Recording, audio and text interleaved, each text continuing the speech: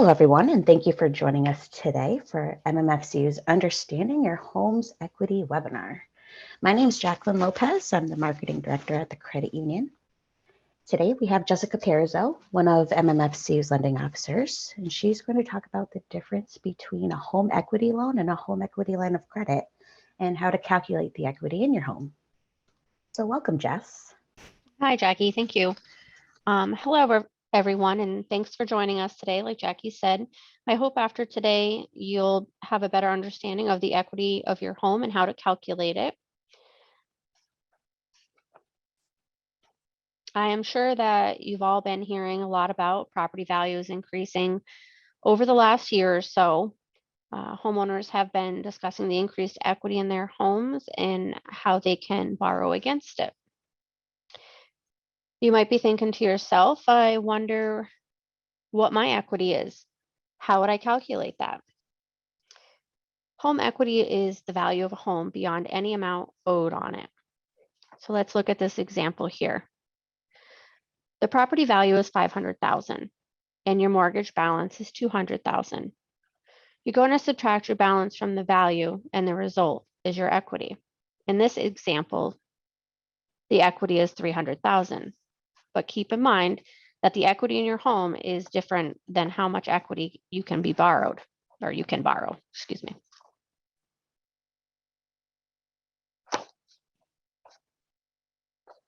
Throughout this presentation, you're going to see the following abbreviations. You're going to see Heloc and HELOan.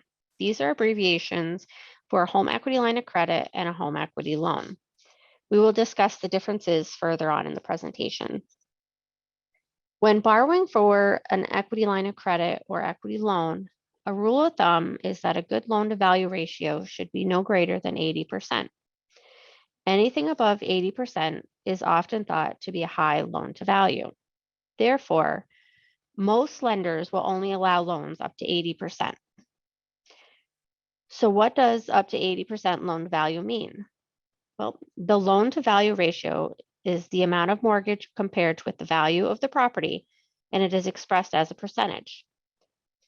The loan to value ratio is measured of risk used by lenders when deciding how large of a loan to approve.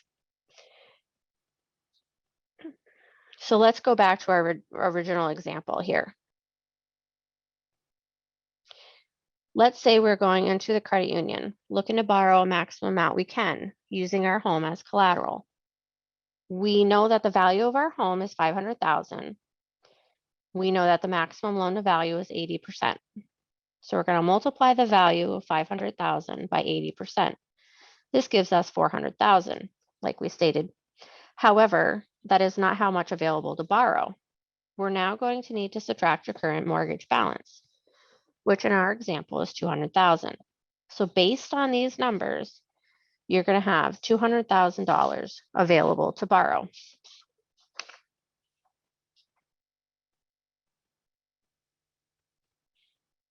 Determining values. Now that you know how to calculate the maximum amount you can borrow, you're probably wondering how to find out the value of your home. There are a few ways that you can look for estimated valuation. You can look at a current market value in your area by looking at the sales of similar homes in your neighborhood within the last 6 months. You can get an idea of what your property value might be. But you want to keep in mind that the housing market does fluctuate. The pricing of housing, like the price of any goods or services, is driven by the law of supply and demand. When demand increases or supply decreases, the prices are going to go up, which we have definitely been seeing in the last year or so. So when going into a lender, when you go to a lender, they're going to use more of a stable module of valuation. So for example, MMFCU uses an automated valuation module. We often hear us referring to it as an AVM. This AVM will go out, looks for market values for us, brings back a value along with confidence score. These models have a large database and can give us a pretty accurate value of your home. If you're unhappy with the value that we do receive from an AVM, you do have an option which is to pay for a full appraisal. To be honest, we don't see a considerable difference between an AVM and an appraisal. If a borrower states they have done significant upgrades, a full appraisal could be done. This is the only time we would truly recommend getting the full appraisal, because keeping in mind that in general, remodeling and repairs are all part of the normal maintenance of a home. So significant upgrades would be items such as increasing the square footage of a home, adding a garage, or adding improvements that were not there before, such as you might go from laminate countertops to granite, you might change your carpeting to hardwood floor. Those are all improvements when significant updates have been made to the home and could change the value.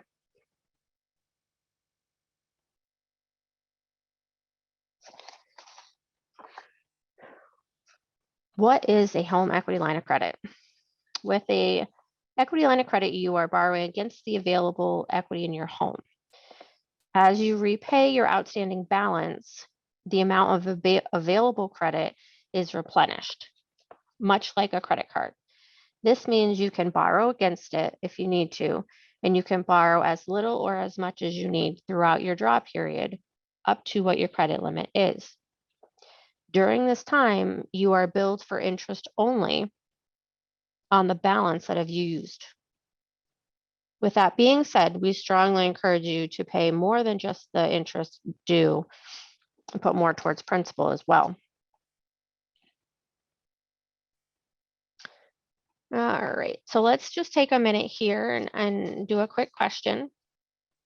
What do you think as far as, is the interest on an equity line of credit tax deductible? I'm going to give you a few minutes here, a few seconds to answer this question.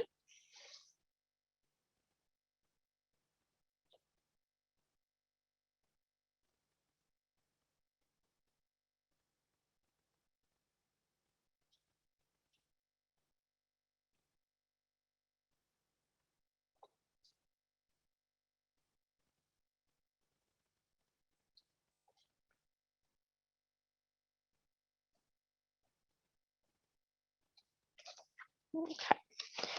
So if you answered yes, no, or depends, you're actually all right. It does depend. It is the interest on a home equity line of credit can be tax deductible.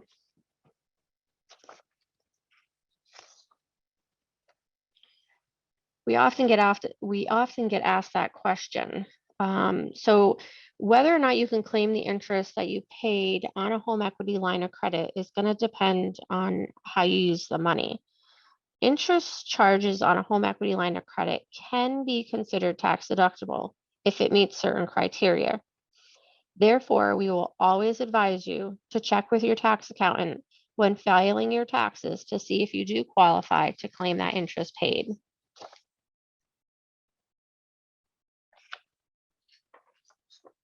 Tapping into your home equity can be beneficial in many ways. You can access the cash needed to cover significant expenses, improve your financial situation, or for whatever else you see fit. Home improvements is one of the most common reasons homeowners take out a home equity loan or line of credit. Besides making a home more comfortable for you, upgrades could also raise your home's value, like we mentioned before. Home equity is a great option to finance like a large project, kitchen renovation, for example. Borrowers also use the equity line of credit to fund college education. While student loans are still the most common way to pay for education, the use of home equity can still be advantageous when mortgage rates are lower than student loan interest rates. Some also use the equity line of credit to consolidate high interest debt. Homeowners sometimes use it to pay off other personal debts, such as car loans, credit cards. This is another popular use of a home equity, as one is often able to consolidate debt at a much lower interest rate over a longer period of time, which reduces their monthly expenses. Some couples might even take out a home equity line or loan to cover wedding expenses. Although tapping your home equity could save you money on interest, it is important to be careful not to take out more than you need, as you are putting your house up for collateral.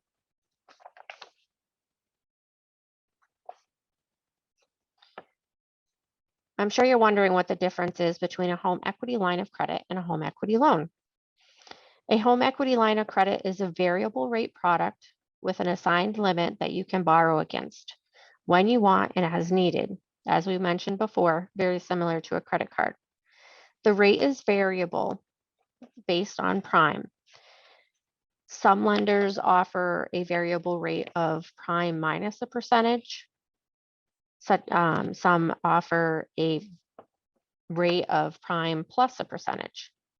Here at MMFCU, we offer prime minus a quarter for the life of the loan.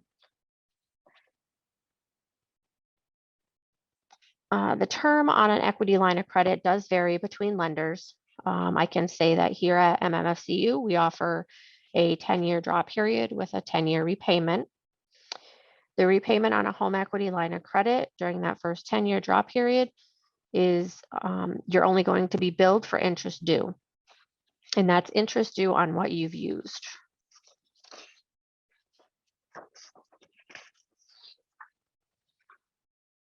Home equity loan is kind of a lot more simpler. It's a fixed rate loan. You're going to have with a fixed loan amount. You're going to receive that money in one lump sum and have a fixed monthly payment every month, the same date and the same loan amount. I'm sorry, the same payment amount. Here at MFCU, we do offer a 5, 10, 15, and 20-year term. The interest rate depends on the term that you choose.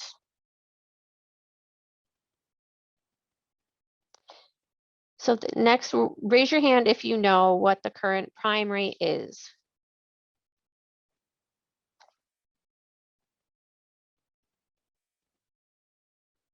You can do that in the comment section.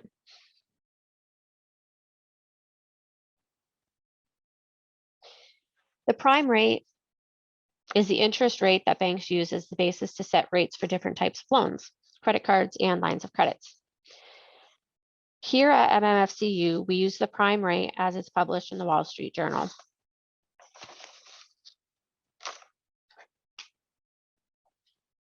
That interest rate as of right now is 5.5%. So we want to give you a couple examples how payments can change based on what prime rate is.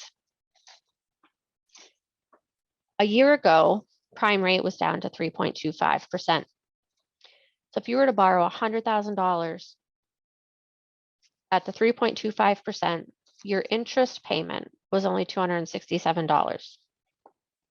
Now, a month ago, the prime rate was 4.75%. On that $100,000 balance, your interest payment is now $390. Now, today, at 5.5%, $100,000 balance, your interest payment is $452. So in that year, with the prime rate changing, your monthly payment has gone up almost $200. This is something that you want to consider when going with the equity line of credit, as the rate and payment could change monthly, and so are your finances. So I know we covered quite a bit of information here in a small amount of time. So how about we go ahead and address any questions?